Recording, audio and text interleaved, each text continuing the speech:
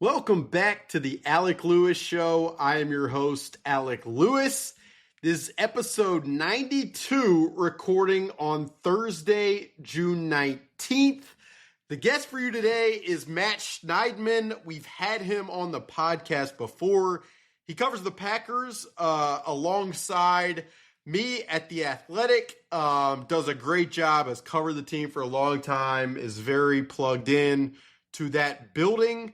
I recently talked to Kevin Fishbane, who covers the Bears for us. He gave us a good primer on the Bears.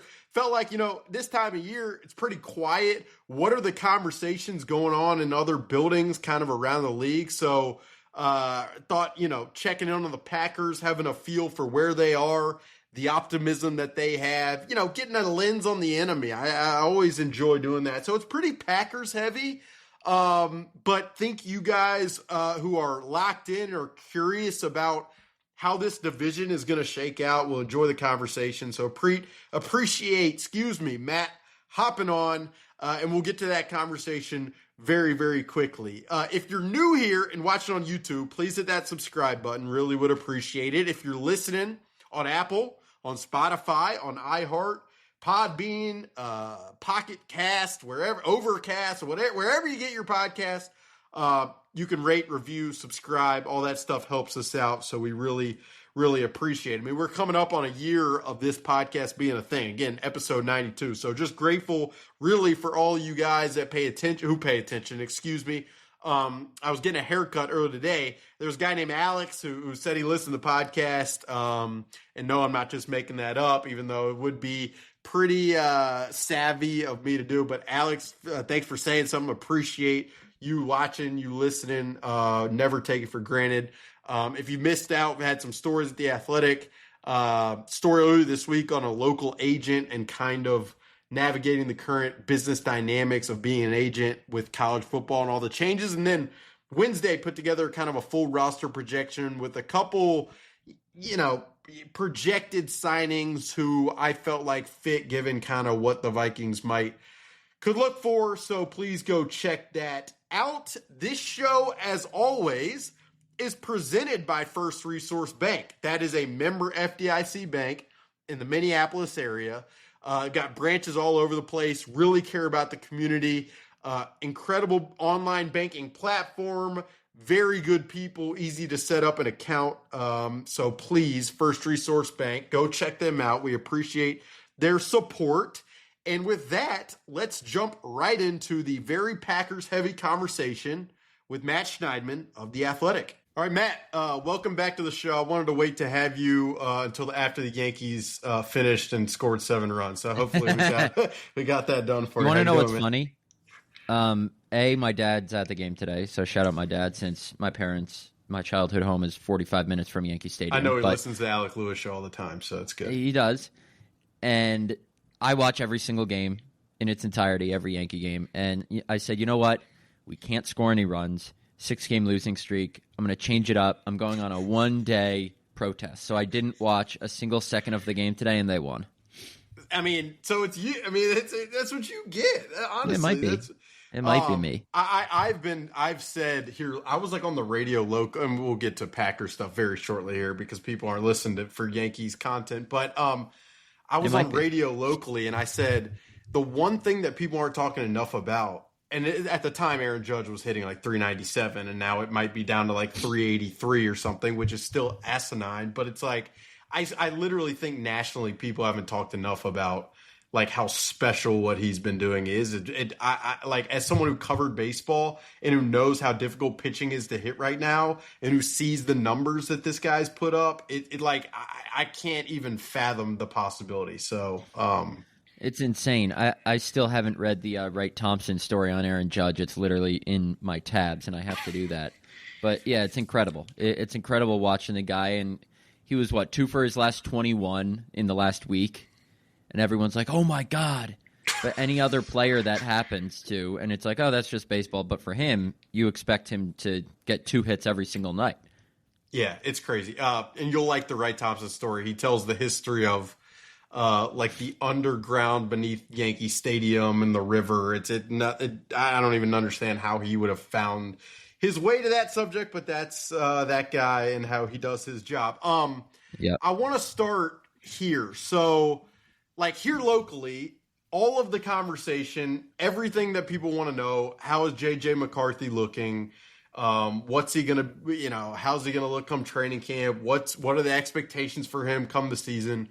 In Packers land, partly because I haven't followed it very closely because my job is to cover the Vikings. Like, I would wonder what is the subject there that everyone's asking about, people want to talk about, like priority one. What is that right now in Packers land? Well, for the past 5 months, it's been Jair Alexander, and it hasn't been for the last week since he's gone, and we can move on from that. I think right now, it still might be a little bit of the lingering questions about the cornerback room because they're not bringing in any other reinforcements. I don't want to say they haven't brought in anybody. They signed Nate Hobbs to a 4-year, $48 million deal in free agency, and he's going to start, whether it's at nickel or on the outside. But there is a lot of, I would say, angst about the cornerback position right now. If I think I have my finger accurately on the pulse of the fan base, and I would like to think I do. So Keyshawn Nixon, Carrington Valentine, and Nate Hobbs are your top three, and Brian Gutekunst sounds very confident in that top three. If I'm a fan, I'm not confident at all in that top three, especially if you have to face Amon-Ra St. Brown, Justin Jefferson twice a year, and Jordan Addison, obviously. And the Packers also have Jamar Chase and T. Higgins, CeeDee Lamb, Marvin Harrison Jr., DK Metcalf on the schedule. Like, it's an insane gauntlet of receivers they face this year, and I just don't know. I could be completely wrong. Keyshawn Nixon can shove it in my face, but I'm just not as confident in the Packers cornerback room as those inside the building seem to be. Other than that, I just think the general idea of can Jordan Love get back to what he was the second half of 2023. And I said wherever I was talking or writing after that 2023 season, when he had from week 11 through the first round of the playoffs when they beat the Cowboys, Jordan Love threw 21 touchdowns and 1 interception. That was insane. He was playing alongside Brock Purdy and Dak Prescott that year, whether it's EPA or whatever numbers you look at. He was an MVP caliber quarterback the second half of that season. That kind of unfairly set the bar pretty darn high for year two. Sprains his MCL week 1 in Brazil. Can never really get back into a full practicing rhythm until week 11, I think it was. Receivers, they rank like 29th in the league in drops. Some of Jordan's quote-unquote regression, which those inside the building would not say it was a regression, I'm just saying statistically a little bit it was. Some of it was his own doing. His footwork was sloppy, some bad decision-making. But he's got to stay healthy. His receivers got to catch the ball. And I think you're going to see a quarterback who is top 10 in this league. I said it this way to someone earlier this offseason. I would put Jordan Love probably the 12th best quarterback in the league right now. Half the league would kill to have Jordan Love as their quarterback. If you're wondering if a guy is your franchise quarterback, or not if he's your franchise quarterback, but if you should be happy with him as your quarterback, think about how many teams would do anything to have him as their quarterback. The New York Giants would. I'm just like listing teams off the top of my head. The New Orleans Saints would. The Carolina Panthers, they're probably high on Bryce Young, but the Las Vegas Raiders would. The Seattle Seahawks probably would, even though Sam Darnold had a great year last year. Like, you get my point. I'm not going to go through the whole list, but the Cleveland Browns obviously would. Like, half the league, if not more, would want to have Jordan Love, but I still think a talking point around here is fans wanting him to take an even bigger step to be a quarterback they can win because of, not just be, and he is that already, but last year he was more so a quarterback they could win with, but that's also because they ran the ball more than they ever had under Matt LaFleur, so he didn't have to, put so much on Jordan Love's shoulders like they did in 2023. Yeah, it's interesting to hear you start first with the cornerbacks, because as I was going through my, speed prep, knowing that I was going to talk to you, and I read the names to myself, the Nate Hobbs, the Keyshawn Nixons, the Carrington Valentines, I was like, star underline, like this is something I want to talk to you about because of the receivers that this team has. But the Jordan Love thing, I did wonder how people there have felt about it, what people have said. Like before this podcast, I went and looked. Since 2022, 44 NFL quarterbacks have thrown 500 pass attempts.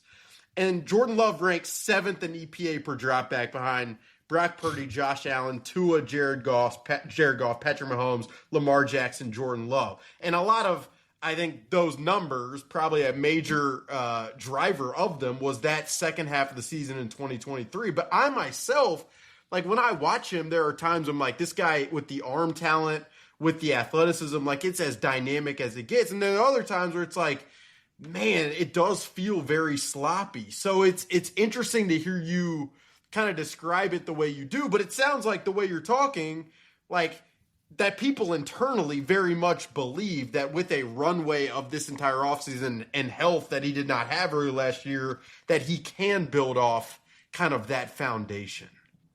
Absolutely. And Matt LaFleur said it publicly. They got to get the footwork cleaned up. And here's a note for Vikings fans. Tom Clements was the quarterback coach for Brett Favre, Aaron Rodgers, Jordan Love. He's retired.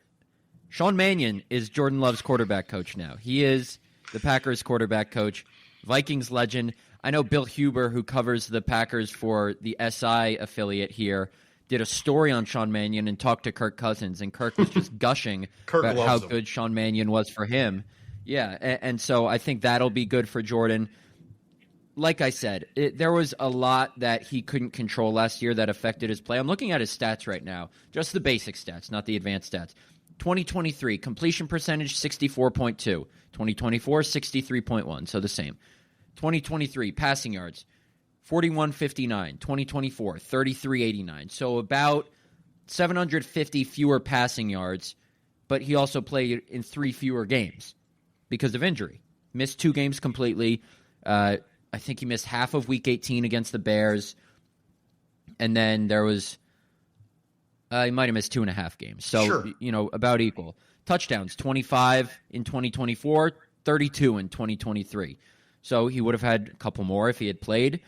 And like I said, they had Josh Jacobs. I love Aaron Jones. When I saw Aaron Jones at a charity event the week of the draft here in Green Bay, he was with some PR people who were walking him around, and he got away from them and came and gave me a big bear hug. You won't find anyone who likes Aaron Jones more than I do, but Josh Jacobs is, more durable. He's more of a workhorse, but not that Aaron Jones wasn't, and he's still productive, but Josh Jacobs can handle more. So they put more on Josh Jacobs' plate, so that's why maybe you're not seeing Jordan Love throw as many touchdowns. 11 interceptions in both seasons. He had a higher passer rating in 2024 than 2023. So that's why Matt LaFleur offered a passionate defense of Jordan Love this offseason against the notion that he had regressed. He was like, I don't think he regressed. I remember when I did my podcast with LaFleur last year, this was deep into the second half of the season, he said, Jordan's playing the best football he's played.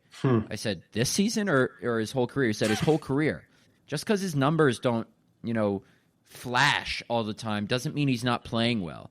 I know the term game manager isn't popular, and it makes diminishes a quarterback's in a sense, but Jordan was doing everything they asked of him until those last couple games of the season and into the playoffs. But another thing is their pass protection wasn't as good. Jordan Love this is the last thing I'll say. I know I'm rambling on here, but Jordan Love is really good at avoiding sacks under pressure. There's a play against the Lions in Week 14 where I think it was Jack Campbell is unblocked. Jordan Love sidesteps him somehow and throws the prettiest pass you'll ever see to Christian Watson for a 30-yard gain down the left sideline. And, his sack percentage numbers on True Media are really good, top 3, top 4 in the league. But if you watch the games, pass protection's not that good. That's why the Packers went and dropped a Brinks truck on Aaron Banks, the 49ers left guard in free agency. That's why they let Josh Myers walk and are moving their 2-time Pro Bowl left guard, Elton Jenkins, to center. Zach Tom, a perennial Pro Bowler, is at right tackle. Jordan Morgan, their first-round pick from last year, is probably going to start at right guard, and Rasheed Walker, who's been a solid left tackle for them, is going to be their left tackle. So they had to make some moves on that offensive line to shore things up. They think Jordan Love is a guy who can win them a Super Bowl. They just got to get everything around him right. Yeah, I mean, the Banks move, I mean, this is a Vikings team that overhauled the interior of the offensive line. And so here locally, as like I scanned the market or looked at who was possible, Banks was a name that came up. I don't know if I expected Aaron Banks to net the type of contract that he did there, but it sounds like, obviously it does, they showed how much they seemingly believe that he can provide for them. What did you make of that level of contract? Yeah, it was interesting because, you don't really hear about Aaron Banks as a type of offensive lineman that is an all-pro caliber guy, but talking to Matt Barrows, who covers the 49ers for us, he can move. He's a big son of a gun. I think he's like maybe 6'4", 336 or something around there. And it kind of leans into the style of running that Josh Jacobs has. Aaron Jones is more of a slasher, a cutter. Josh Jacobs is pound the rock downhill. And if you got big boys up front like Aaron Banks, and they drafted the NC State left tackle Anthony Belton, who's like 6'6", 336 in the second round this year, who's probably going to be their left tackle of the future if I had to guess. That's some big son of a guns up there. So I would say Aaron Banks kind of, they signed him to really lean into that running style, but also, you will always hear Packers coaches say we want to get the best five on the offensive line. Josh Myers started the last 4 years for them at center. They had no intention of bringing him back. So they move Elton Jenkins to center. They say, what's going to be our best five? They don't just go out and overpay for a center, and who knows, they might have overpaid for Banks. We'll find out. But they don't go out and overpay for a center. They say, you know what, I think our best five would probably be moving Jenkins to center, because Elton Jenkins played center at Mississippi State before they drafted him in 2019, the second round. That was his best position coming out. Interesting. So they even though he's made 2 Pro Bowls at left guard, so they move him there, say, you know what, Banks is left guard, so maybe Elton Jenkins is better at left guard, but the best unit together, that's what they think they have. We'll see if they're right. Scotty Scheffler, Eagles, another hole. Good Lord. Now tied for the lead. I have $200 on Scotty Scheffler, plus 280 to win the Travelers this week, and he's tied for first, 13 holes in. Yeah, that's unbelievable that you're betting with that kind of odds on a guy. I mean, they're ridiculous odds. Yeah, now he's as much of a guarantee as there is, but I mean, it's an absurd. I mean, you're not netting the return. That's why with the U.S. Open at Oakmont, I'm like, Shane Lowry plus 3,300, and then he shoots 8 over on the first day, and you understand why he's plus 3,300.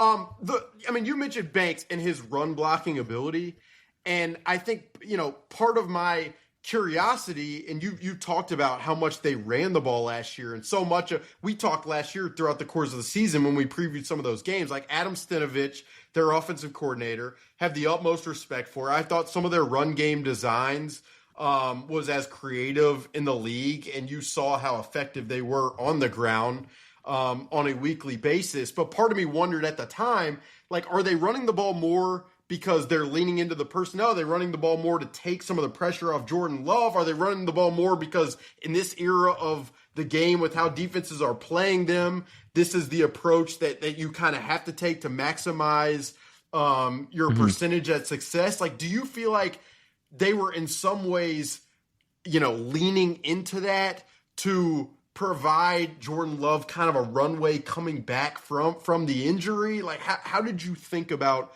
the increase of run usage, run effectiveness, like the commitment to the run game last year in Green Bay?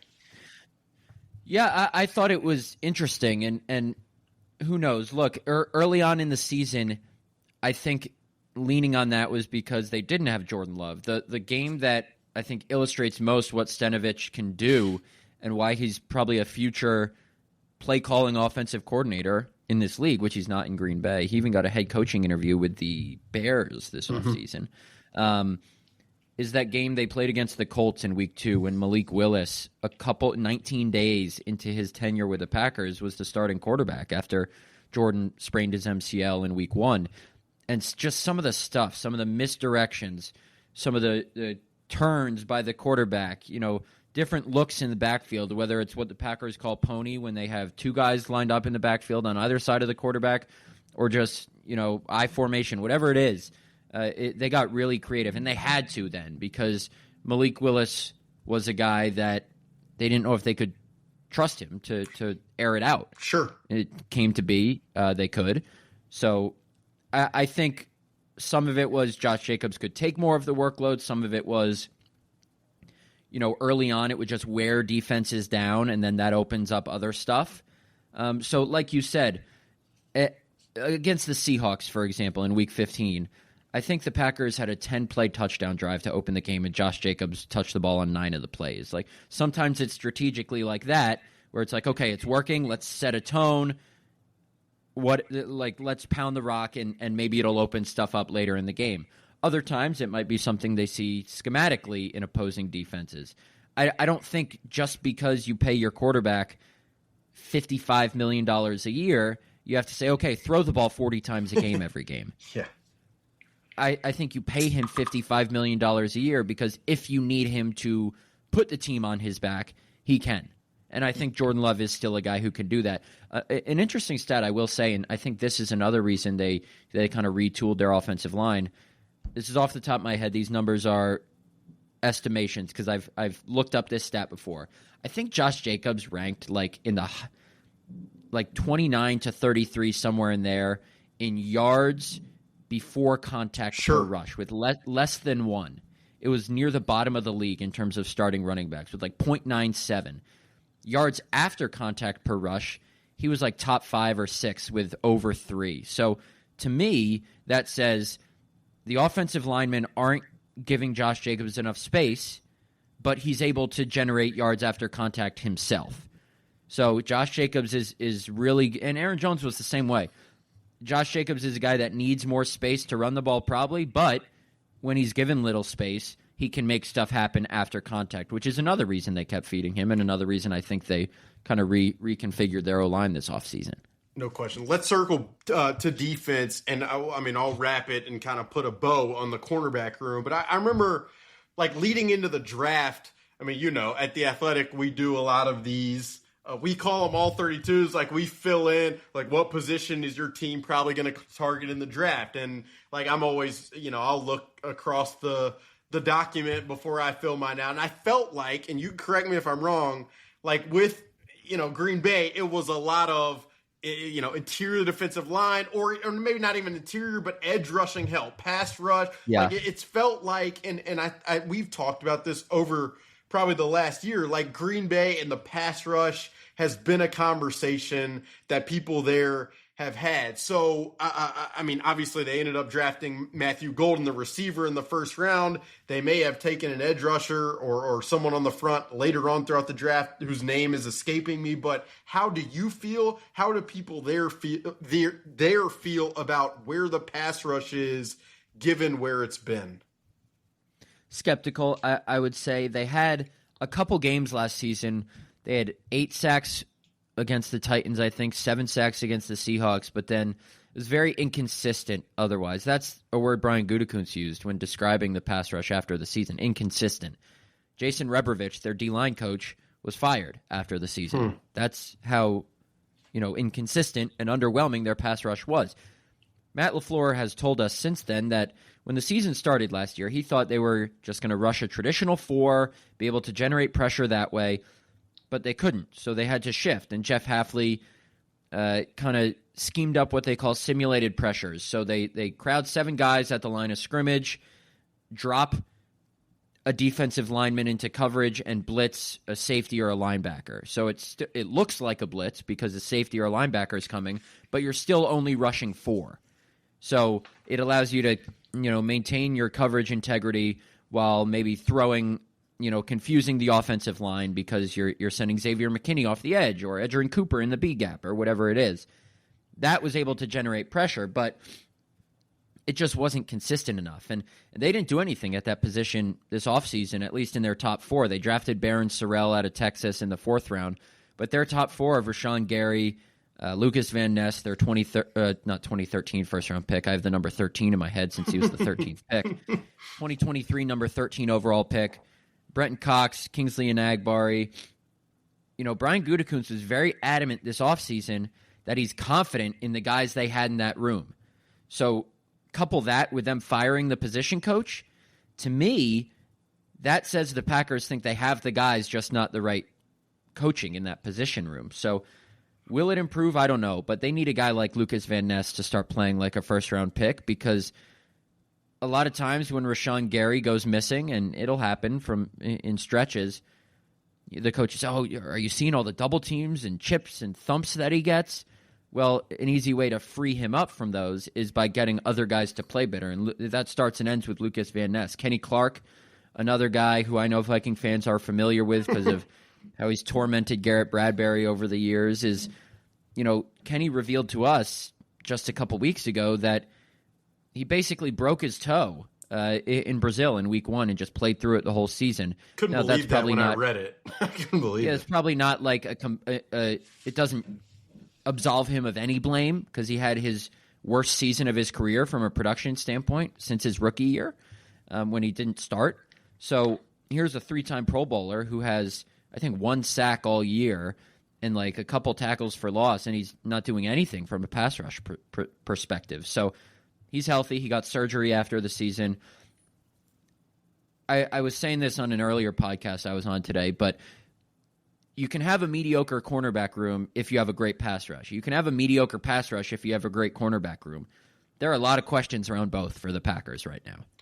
Yeah, I think the people listening to this, when you said Kenny Clark and Garrett Bradbury, probably felt warmth in their soul, knowing that the center this season is Ryan Kelly as part of the overall interior of the offensive line. So that's right. People are like, "Oh, I forgot." That's what it feels like to have a center that we can trust more in this this spot. But what you just said, I mean, to me, and again, this is like my total outsider view, as I was going through some of the prep for this, and I went down the depth chart and the roster of this Packers defense. Like, I have the utmost respect for Rashawn Gary and a Kenny Clark, and I've always thought positively of Devontae Wyatt and potentially Lucas Van Ness development. And Edgerrin Cooper was incredible last year. Xavier McKinney, Alabama guy. I'm biased to really like him. But as I went through it, and I know what we've talked about from a front perspective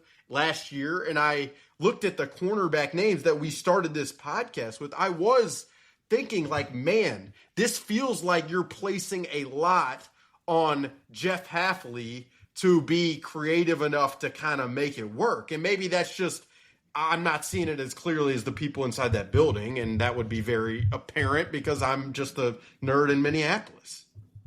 Yeah, and look, Kevin O'Connell would tell you this. I think Kevin O'Connell and Jeff Hafley were neighbors when they were both on Cleveland's coaching staff. Yeah, very close. Very, very close.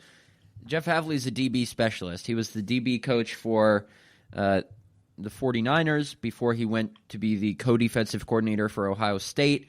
The year Chase Young and Jeff Okudah were first-round picks.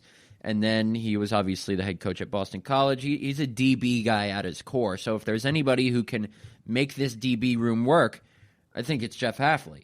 Now the Packers are practicing a wide receiver at corner. We'll see if he is able to contribute to some depth there. But they're rolling with Keyshawn Nixon, Carrington Valentine, and Nate Hobbs in whatever kind of alignment back there, for better or for worse.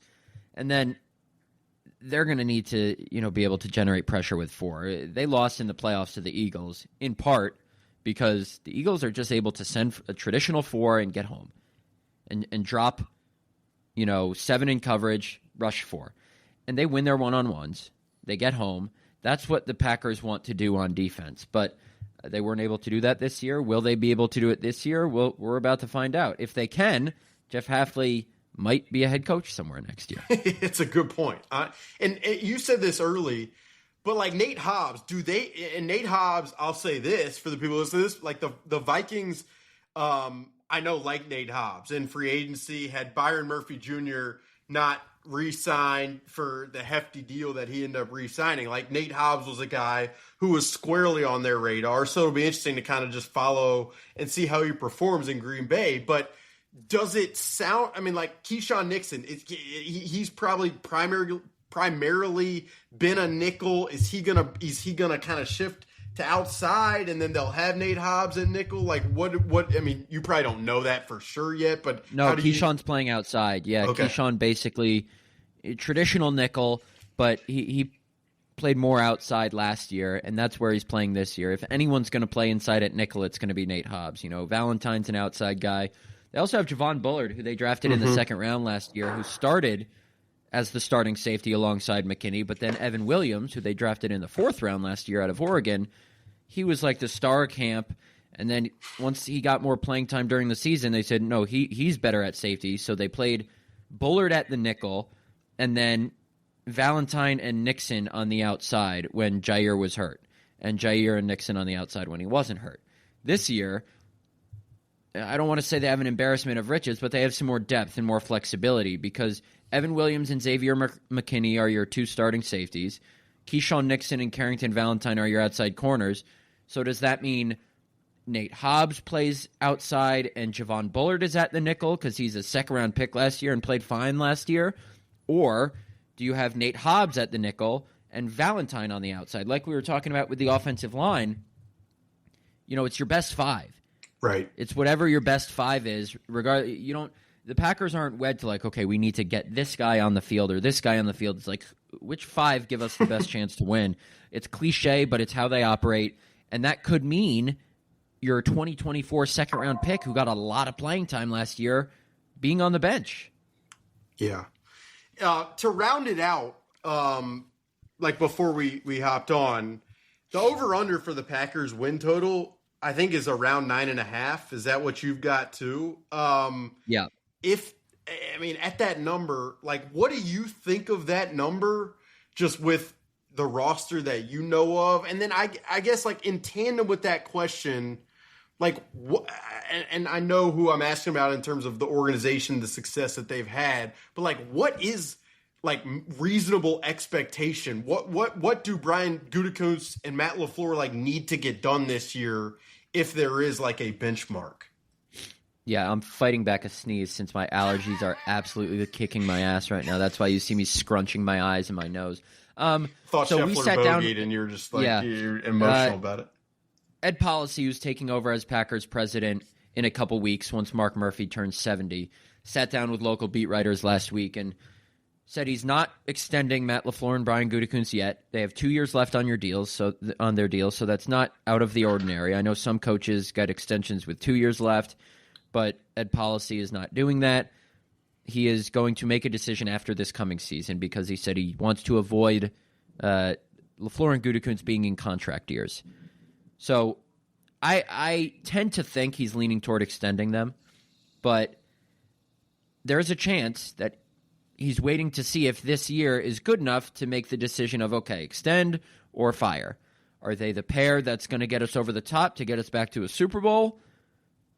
We'll see. So I don't exactly know where Ed is leaning on that. He's not involved in football decisions, Ed Policy, although he'll be in those discussions, but it's not ultimately his decision. His job is to oversee the head coach and general manager and evaluate them and hold them accountable, is what he said, along with Russ Ball, who's their cap guy and director of football ops. So what do they need to accomplish this season if their job status is up in the air? I think they got to at least make an NFC championship game because, yes, they have been the two youngest playoff teams by average age in the last 45 years are the 2023 Packers and the 2024 Packers. But this is year 3 of the Jordan Love era. This is year 7 of the Matt LaFleur era. I'm about to sneeze.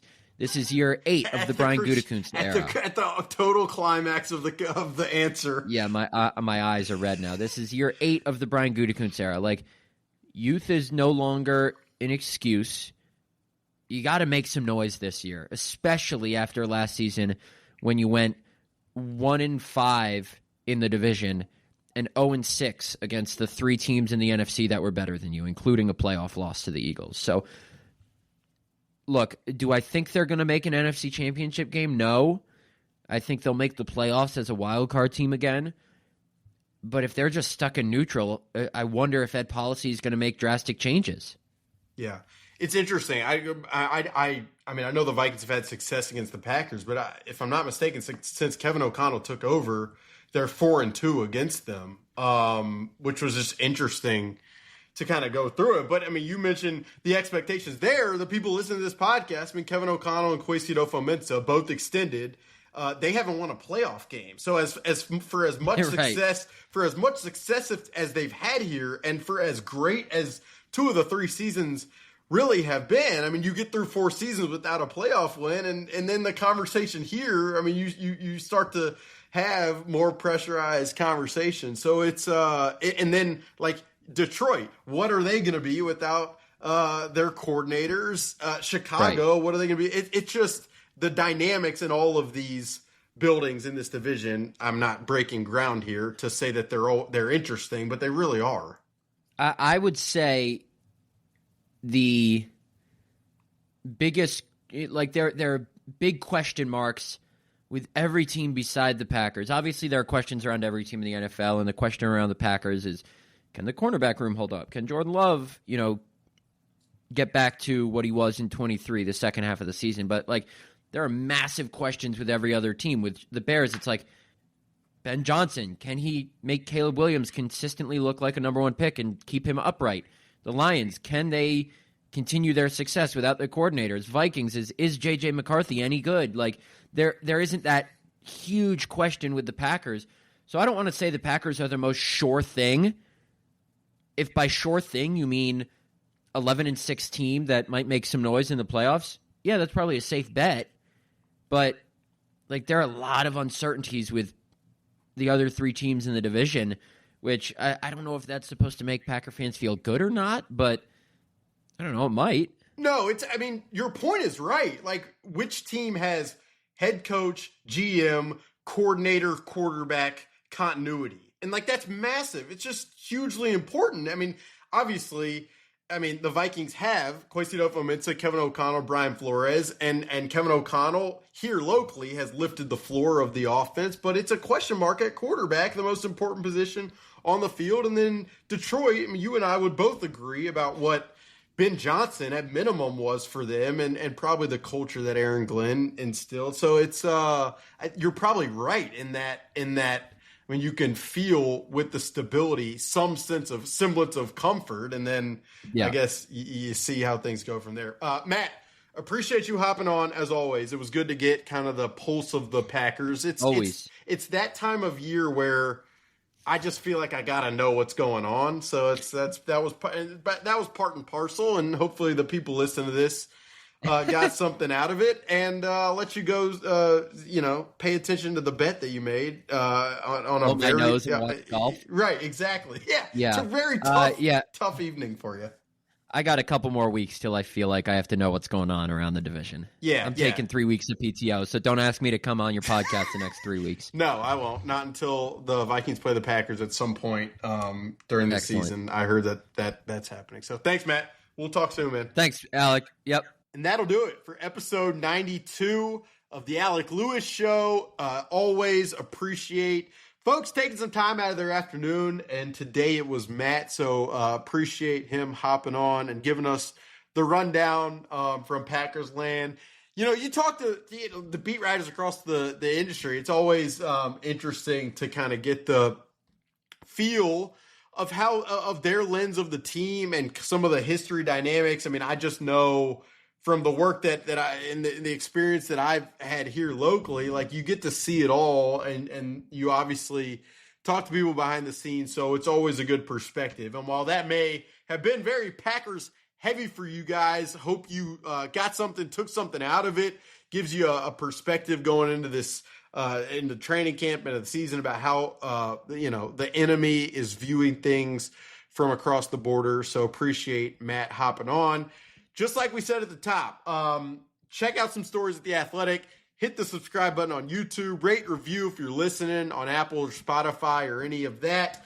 Please, open an account with First Resource Bank. It's a bank in the local community that really cares about the community. So recommend You can find branches all over the place. The information for First Resource is in the description below. That'll do it for this week. We'll be back next week with more. Trying to, line up some guests, some more national folks for the coming weeks. But enjoy the weekend.